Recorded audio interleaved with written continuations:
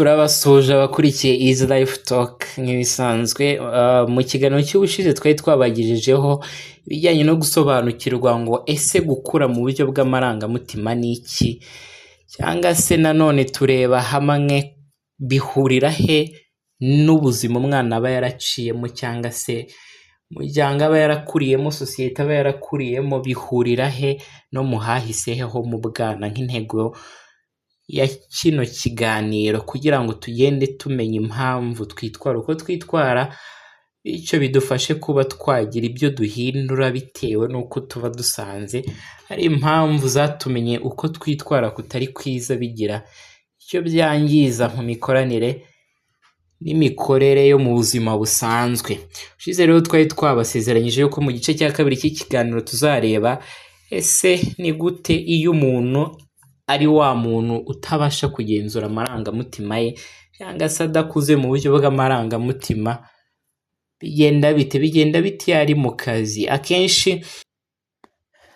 hari inkuru mwagiye mugenda mwumva mu buryo bugiye butandukanye zigaruka ku bantu baba bagira gutya baba bari mu kazi bagafatana mu mashati cyangwa se bakaba bagirana amakimbirane, bakaba batongana kandi bari mu kazi. Mu by'ukuri ibyo biba ari ingaruka, ni ingaruka zo kuba umuntu atabasha kugenzura amarangamutima ye, byitwa overreaction cyangwa se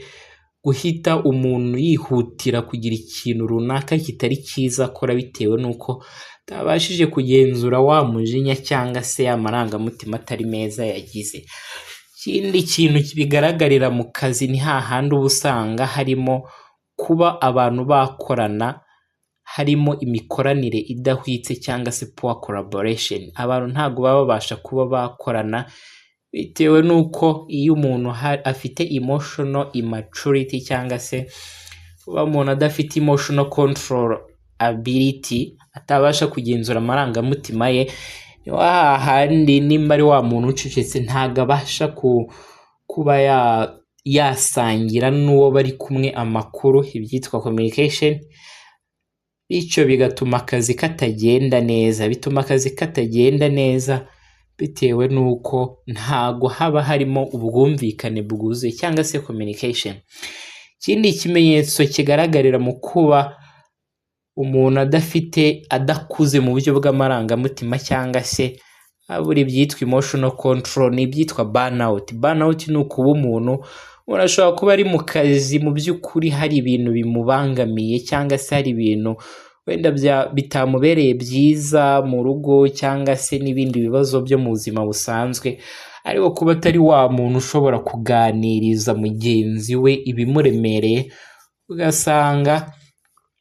ni ibintu bimugoye, bityo n'akazi kakamuremerera akagira ibyitwa burnout, cyangwa se kuba umuntu atabasha cyangwa se aremerewe, afite akazi kenshi, afite ibitekerezo byinshi, kandi mu by'ukuri ari uko atari kubasha kugenzura amarangamutima ye. Burnout ni ukuvuga ngo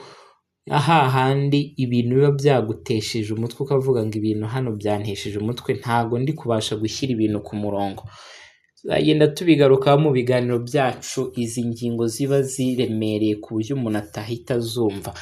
Mu bijyanye n'urukundo cyangwa se romantic relationship, ibi ngibi byo kuba umuntu atabasha kugenzura amarangamutima ye, habaho ibyitwa toxic patterns cyangwa se guhorana harimo udukimbirane twa hato na hato dushingiye ku mubano. Hari ukuba wagirira umuntu ishyari, hari ukuba wakihambira ku muntu kandi ubona yuko umubano wawe nawe ufitemo ikibazo nta naho ubona ugana cyangwa se ubona aho uzakugeza. Ikindi ni ukuba waceceka mu buryo bw'amarangamutima, ibyitwa emotional shutdown, ngo ntube waganiriza umugabo we cyangwa umugore wawe cyangwa se girlfriend wawe cyangwa se boyfriend wawe ngo ube wamuganiriza ibikuremereye ku mutima cyangwa se bitagenze neza mu mibanire yanyu, ukaba uri wa muntu uba utuje cyangwa se mu gihe habayemo conflict cyangwa se amakimbirane, uri wa muntu uhitamo guceceka kuruta uko mwakicara ngo mubiganireho maze ibibazo bikemuke. icyo gihe bigukukiramo kuba uri wa muntu uhora abika inzika. Umunsi rero iyo bisandaye cyangwa se ubishyize hasi kubera uburemere biba byaragize, bihita bihinduka ibintu biba bishobora kubatandukanya.